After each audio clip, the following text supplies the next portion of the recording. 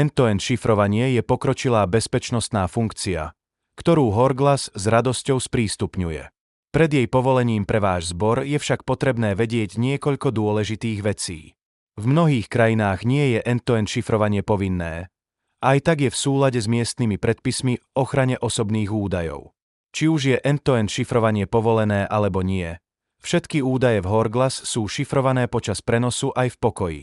End-to-end šifrovanie poskytuje ďalšiu vrstvu zabezpečenia v tom, že iba osoby, ktoré majú hlavné heslo vášho zboru, si môžu zobraziť osobné údaje, ako sú mená, adresy a telefónne čísla.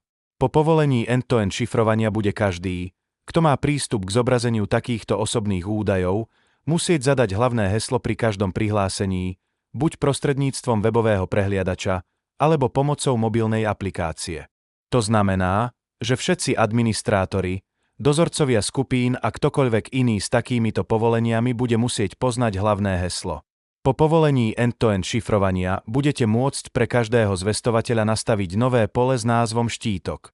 Štítok poskytuje popisný názov pre zvestovateľa, ktorý sa zobrazí každému, kto nemá hlavné heslo.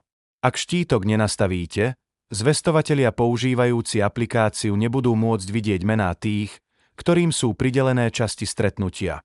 Je to preto, že ich meno je osobný údaj, ktorý je šifrovaný kľúčom vášho zboru.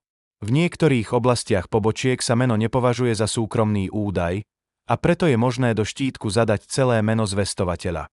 Veľmi dôležité je pamätať si, že zabezpečenie a zdieľania hlavného hesla nemožno preceňovať. Ak váš zbor z akéhokoľvek dôvodu stratí svoje hlavné heslo, nie je možné žiadne informácie obnoviť.